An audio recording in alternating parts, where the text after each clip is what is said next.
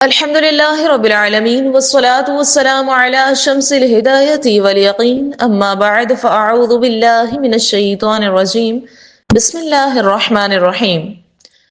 محبت، ادب اور احترام کے ساتھ نبی رحمت شفیع امت صلی اللہ علیہ وسلم کی بارگاہ عالی میں درود پاک کا نذرانہ پیش کیجیے۔ اللہم صلی علی سیدنا و مولانا محمد معدن الجود والکرم وعلی آلہ وبارک وسلم۔ الحمدللہ درس حدیث کا ہمارا سلسلہ جاری ہے، اور آج ہم ایک ایسے موضوع پر بات کرنے والے ہیں جو نہ صرف ہماری ذاتی زندگی کے لیے بے حد اہمیت رکھتا ہے بلکہ ایک مستحکم معاشرے کی بنیاد بھی ہے۔ شوہر اور بیوی کے حقوق۔ اللہ رب العزت نے نکاح کو ایک پاکیزہ اور محبت بھرے رشتے میں باندھنے کا ذریعہ بنایا ہے۔ اس رشتے کی بقا اور خوبصورتی تبھی ممکن ہے جب دونوں طرف کے حقوق کا خیال رکھا جائے۔ اسلام سے پہلے عورت کی کوئی حیثیت نہیں تھی، چاہے وہ ماں ہو یا بیٹی ہو، یا بیوی بیٹی ہو یا بہن ہو۔ عورت کی عزت اور احترام کا کوئی تصور ہی نہیں تھا۔ بیٹی ہو تو معاذ اللہ پیدا ہوتے ہی اس کو زندہ دفن کر دیا جاتا تھا، بیوی ہوتی تو گویا پاؤں کی جوتی سمجھی جاتی۔ اللہ رب العزت کے فضل اور احسان پہ قربان کہ اس نے ہمیں اپنے پسندیدہ دین مذہب اسلام میں پیدا فرمایا، جو تمام دینی اور دنیاوی اخلاق اور آداب سے آراستہ ہے۔ اسلام وہ پیارا دین ہے جس نے انسان تو انسان، جانوروں تک کے حقوق بیان فرمائے ہیں، اور عورت کو حقیقی معنوں میں عزت اسلام ہی نے بخشی ہے۔ قرآن مجید فرقان حمید نے عورت کے حقوق واضح ترین انداز میں بیان فرما کر دنیا بھر کی عورتوں کی عزت اور عصمت کی حفاظت فرمائی ہے۔ اسلام میں ماں ہونے کی حیثیت سے عورت کی جو تعظیم اور تکریم ہے وہ اسلام کے علاوہ کسی اور مذہب میں نہیں ہے۔ ایسے ہی اسلام بیوی، بہن اور بیٹی کو جو تحفظ عطا فرماتا ہے وہ دوسرے کسی دین میں نہیں ہے۔ مذہب اسلام نے بیوی کے حقوق بھی بڑی تفصیل کے ساتھ بیان فرمائے ہیں۔ عورتیں مردوں سے کمزور ہوا کرتی ہیں اور چھوٹی چھوٹی باتوں کو نظر انداز کرنے والے ہوا کرتے ہیں۔ خاوند کو چاہیے کہ دین کی حدود میں رہ کر جو ہے وہ اپنی بیوی کے حقوق کو بڑی خوش اسلوبی کے ساتھ پورا کرے۔ اسلام سے پہلے عورتوں کے حقوق پامال کیے جاتے تھے، عصمت اور عفت ہی کی قدر نہیں تھی، حق مہر ایک بے معنی چیز تھی۔ عورت کی ملکیت کا سارا سامان وغیرہ جو تھا وہ شوہر کی ملکیت قرار دیا جاتا تھا۔ اسلام اور قرآن نے یہ بتایا کہ جس طرح مردوں پر عورتوں کے حقوق ہوتے ہیں، ایسا ہی شوہروں کے حقوق بیویوں پر بھی ہوتے ہیں۔ تو شوہروں کو یہ بات ذہن نشین کر لینی چاہیے کہ وہ عورتوں کے مالک نہیں ہیں، یا بیویاں ان کی کنیزیں نہیں ہیں، بلکہ اسلام نے دونوں پر ایک دوسرے کے کچھ حقوق نافذ کیا ہے۔ انہیں حقوق میں سے آج ہم بیوی کے حقوق کے متعلق آئیے سماعت کرتے ہیں۔ بخاری شریف کی حدیث مبارکہ ہے، عن ابی ہریرہ ان رسول اللہ صلی اللہ علیہ وسلم قال قال المرأة كالضلع إن أقمتها كسرتها وإن استمتعت بها استمتعت بها وفيها عوج۔ حضرت ابو ہریرہ رضی اللہ عنہ روایت فرماتے ہیں کہ رسول اللہ صلی اللہ علیہ وسلم نے فرمایا کہ عورت پسلی کی طرح ہے، عورت پسلی کی طرح ہے، اگر تم اسے سیدھا کرنا چاہو گے تو توڑ دو گے، اور اگر تم اس سے فائدہ حاصل کرنا چاہو تو اس کی ٹیڑھے پن کے ساتھ ہی فائدہ حاصل کرو۔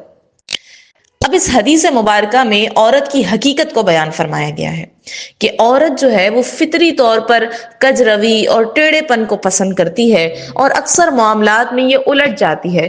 اس فطری کمزوری کے باوجود عورت کو ہی دنیا کی سب سے بہترین چیز کہا گیا ہے۔ جب وہ نیک ہو، انسان کو عورت بہت زیادہ فائدہ پہنچاتی ہے، مثلا تسکین کا باعث ہے، ایمان کی حفاظت کا باعث ہے، اللہ رب العزت اس سے اولاد پیدا فرماتا ہے، اسی طرح امور خانہ کی حکمران ہے وغیرہ۔ جب اس قدر زیادہ فوائد عورت سے حاصل ہوتے ہیں تو اس کے چھوٹے موٹے ٹیڑھے پن کو بھی برداشت کر لینا چاہیے۔ تو لہٰذا جس فطرت پر وہ پیدا کی گئی ہیں اس سے انہیں کو بدلا نہ جائے، اس سے ان کو بدلا نہ جائے جس فطرت پر وہ پیدا کی گئی ہے۔ اس لیے ان باتوں کا لحاظ کر کے ان کے ساتھ نرمی، حسن اخلاق کے تعلقات ہمیں رکھنے چاہیے تاکہ معاشرتی زندگی سکون اور آرام و چین کی ہو۔ قرآن مجید فرقان حمید میں اللہ رب العزت ارشاد فرماتا ہے وَلَهُنَّ مِثْلُ الَّذِي عَلَيْهِنَّ بِالْمَعْرُوفِ، اور عورتوں کے لیے بھی مردوں پر شریعت کے مطابق ایسے ہی حق ہیں جیسا ان کا عورتوں پر ہے۔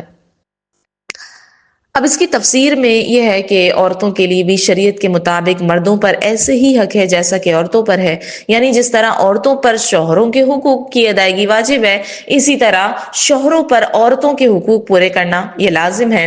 آیت کی مناسبت سے آئیے ہم شوہر کے بیوی پر جو حقوق ہے وہ چند سماعت کرتے ہیں۔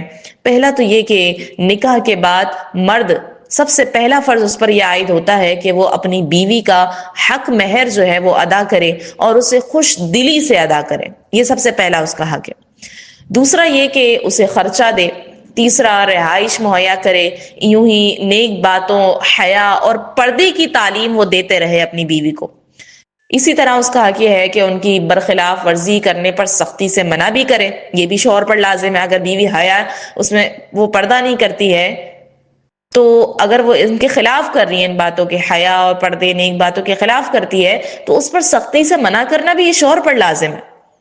یوں ہی جب تک شریعت منع نہ کرے ہر جائز بات میں اس کی دلجوئی کرے، اس کی طرف سے پہنچنے والی تکلیف پر صبر کرے، اگرچہ یہ عورت کا حق نہیں ہے۔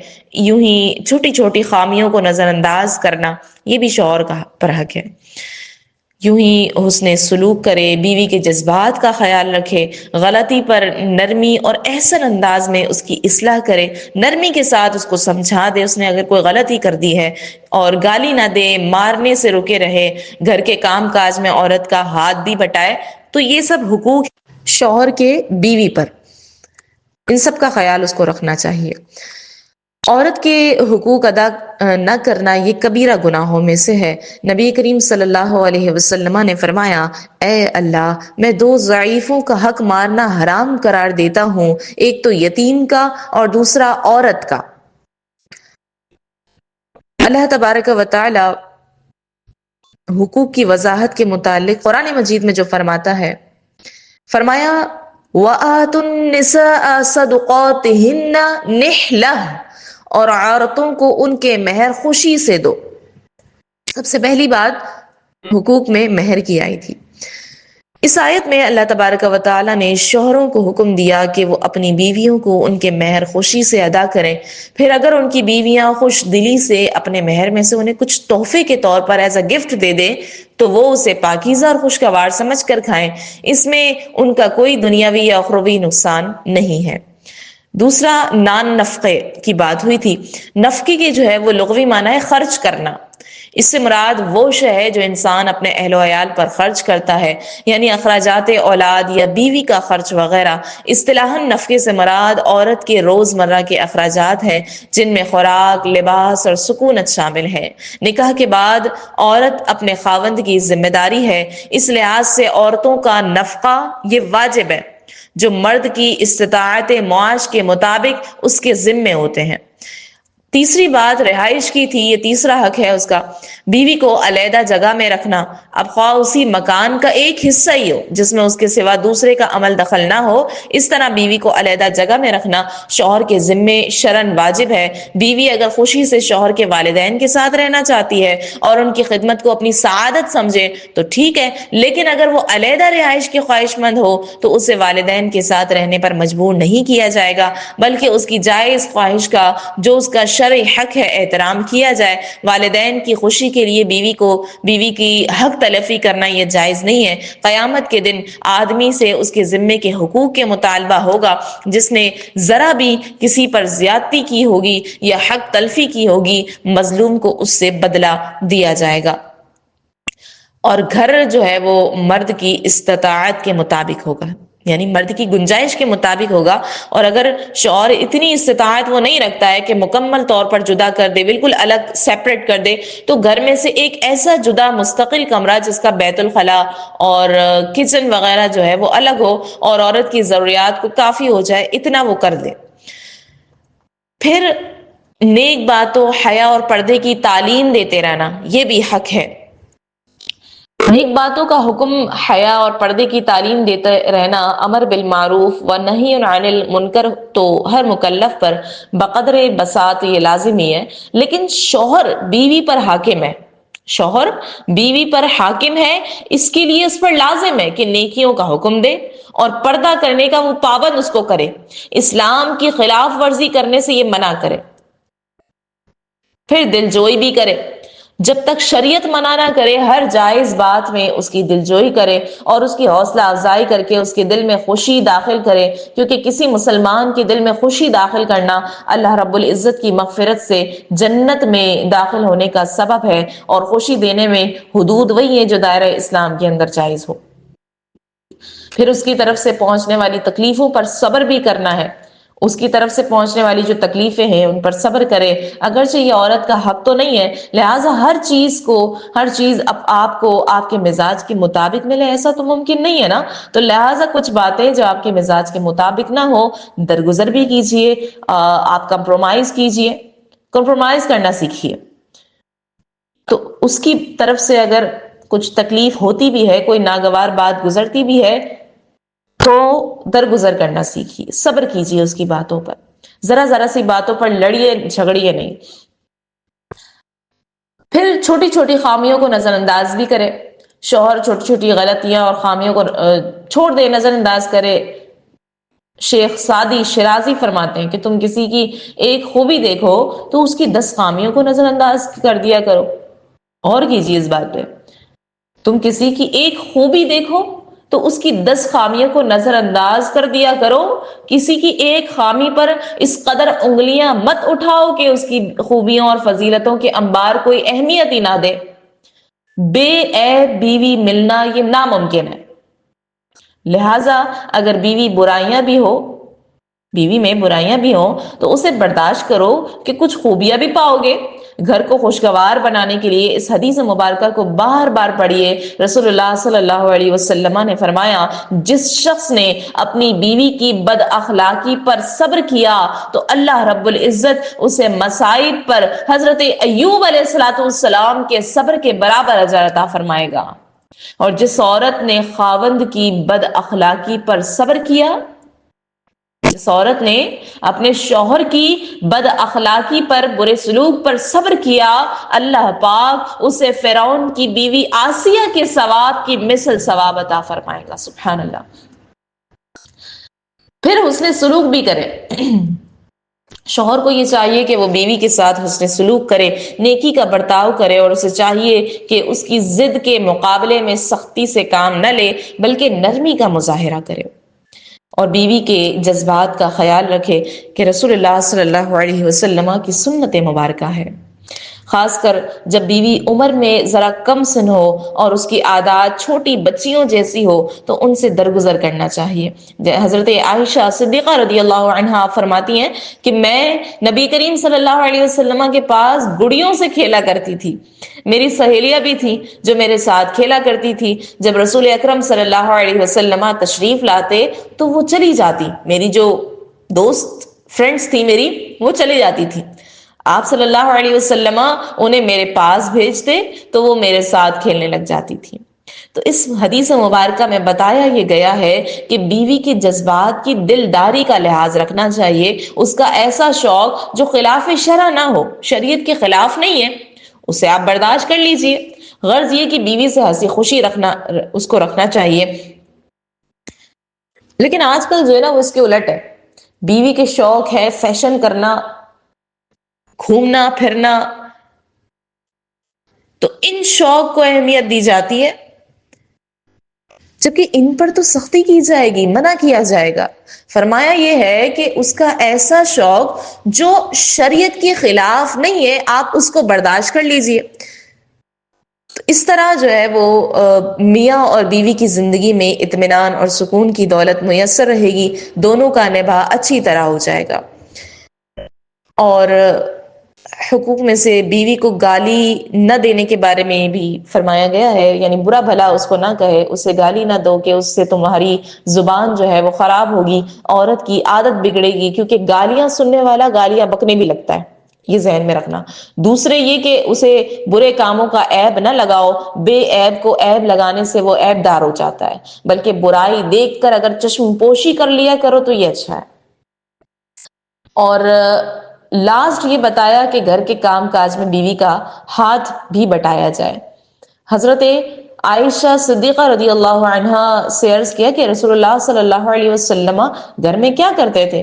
یہ حضرت اسود رضی اللہ تعالیٰ عنہ فرما رہے ہیں کہ میں نے حضرت عائشہ سے عرض کیا کہ حضور اللہ صلی اللہ علیہ وسلم گھر میں کیا کرتے تھے؟ تو آپ رضی اللہ تعالیٰ عنہ کیا فرماتی ہیں، آپ صلی اللہ علیہ وسلم گھر کے کام کاج میں مصروف رہتے تھے، اور جب نماز کا وقت ہوتا تو نماز کے لیے اٹھ کھڑے ہوتے۔